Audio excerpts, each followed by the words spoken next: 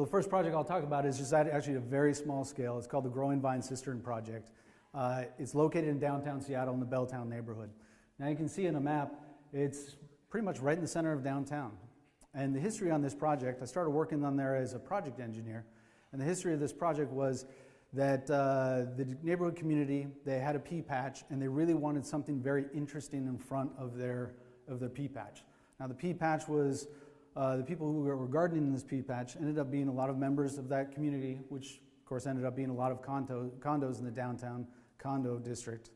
And what we came up with a design from collaboration with a couple architects is let's create some cistern steps. Some steps that you would actually walk up and sit around, and water would be flowing, and that water would be expressed through the waterfalls or pooling water, and it would be right adjacent to the pea patch, and start getting people to actually recognize that there's a living environment and an ecosystem around us, as opposed to just a sidewalk and putting it into a pipe. So that's exactly what we did. We started working with the Seattle Department of Neighborhoods and to design this, basically the city streetscape. And it ended up taking about a good 5 years before we really could realize the construction of it. Now this project actually takes roof rainwater from across the street, pipes it into these big basins, and then the people at the pea patch are able to pump that water out and reuse that. What it also does is you have plant life that starts growing in that area, and you also are keeping a lot of that water out of the sewer system, which is also an added benefit. Again, we're solving problems without creating new problems. This project was incredibly well received. The city, changed a lot of the rules that were actually at the time with the city, had a lot of rules against whether you can take water from one side of the street and pass it to the other side of the street. Silly rules that neighbors can't share the water that falls on their rooftop with another neighbor across the street. But that changed the entire landscape of the city of Seattle. And so what we're able to do with that is now, today, this is actually not that long ago, the pea patch people, the gardeners, about 80 gardeners are served by this project. They love it so much that they've actually taken over the maintenance of this project. They've planted and replanted a couple of times just to change the character and actually started growing vegetables in the cistern steps that you see right there. The other thing that's happened is more condos are now trying to pipe their water to this place because they also realize that water is a resource, and when sharing of that actually changed the entire focus of what design development of a sidewalk and an irrigation system could actually really look like and could be. The other project I want to talk about a little is going up in scale, about a good 100 times in scale, is the High Point Development Project. Now this was about 120 acres inside the city of Seattle. It was a Seattle Housing Authority project, which basically that means Seattle Housing Authority is, we would provide low-income housing to people who actually don't have a lot of money in residence. The property used to be 1950s style housing that had all been dilapidated. Again, when we want to develop nowadays, we really want to make all that development and all that new impervious area try and act a little bit like a prairie, or at least a forest, so that we're soaking water into the ground. And so with this project, it was a particular goal for the design team, working with the architects, of how we actually might take and infiltrate all of that new stormwater and protect Longfellow Creek that's right up the top right of the page. How to protect that creek that's actually a salmon-bearing creek. How do we get all of that rainwater, and instead of flushing all the pollutants downstream, try and infiltrate it and do it as naturally as possible. And so with this 120 acres of property, Seattle Housing Authority teamed with Seattle Public Utilities to come up with a relatively innovative design. The design was where we would capture every piece of water and try and put it into the ground. So that means that all of our rooftops would go out into rain gardens associated with the house. That meant that all of our sidewalks would be permeable and let water infiltrate in. That also meant that every roadway had a big bioretention swale near it, and we would do what we could to actually infiltrate that water. The big challenge for us in this project was how do we actually calculate that and then show the agency that, yeah, this entire development actually does what we say it does.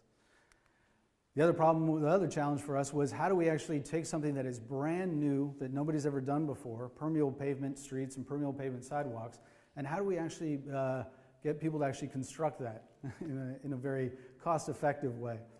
And the end result, we have beautiful swales that were planted. very wide concrete roadways that all infiltrate, and essentially this particular block functions exactly like a forest. So if you can't leave the same forest that you had there, this was actually doing a very good job from that hydrogeology standpoint. So we're definitely improving the ecosystem around there and the ecosystem that was downstream for us. But again, we're on a bigger note, we're also providing a beautiful neighborhood now that for low-income and mixed-income families, they created about homes for about 2,300 families that are all connected by what? By water. That's right. So every block on this block has something to do with the filtration of water or something to do with infiltrating water. So the last project I wanted to talk about is Thornton Creek Water Quality Channel. Now going from a neighborhood scale, let's keep going up even larger to a district scale. All these projects had something to do that was incredibly creative and groundbreaking at the time. And Thornton Creek Water Quality Channel was no exception. That project, located in Northgate, was a project that we developed in partnership with Seattle Public Utilities and also with private development in the Northgate District neighborhood. What we really wanted is this project to be a catalyst for the entire district of Northgate. So sometime back in the early 2000s, this piece of property was just a parking lot. What they had done is when they created I-5 and when they built the Northgate Mall, they shoveled all the dirt and sediment right into this channel, put a pipe in, and covered it up with an asphalt parking lot. And for many years, that parking lot just sat there as a place where there were RV shows up until just recently. And what it was is that Seattle Public Utilities stepped in and said, you know what, we really want to do something with this piece of property, but you had developers on one side that said this should be an extension of the mall, and you had all the neighbors and residents that said, no, this should be an open stream. So our big challenge was how to create a design that actually did both. And so what we did is we worked with everybody to develop a design that brought water, stormwater, into a channel, created a nice plant palette that actually filters all of those pollutants, the pollutants that come from I-5, from North Seattle Community College, from Northgate Mall. All of that sediment, hydrocarbons, metals, and oils are filtered through this plant material in a very nice, open, and pleasing place. Construction was definitely confined. We worked hand in hand with the private developers to also do what they needed to do. The private developers really wanted to do condos, some housing and apartments, but also have a movie theater for the area, have shops and some restaurants, and as well as an elderly care facility. And you see what we did is we worked, the entire team worked completely in collaboration and constructed everything at the same time so that we could actually have all of those facilities coming online at the same year. So at the opening in 2007, you can see that all that plant material is there for the purpose of creating a new ecosystem and a catalyst for future projects to come. The walkway serves to connect commuters to their pedestrians to the transit center that's going to open up coming in late 2016. And it's actually really a pleasing place to be. We worked with an artist, Benson Shaw, to actually create a sense of flowing water, ponding water, and treated water.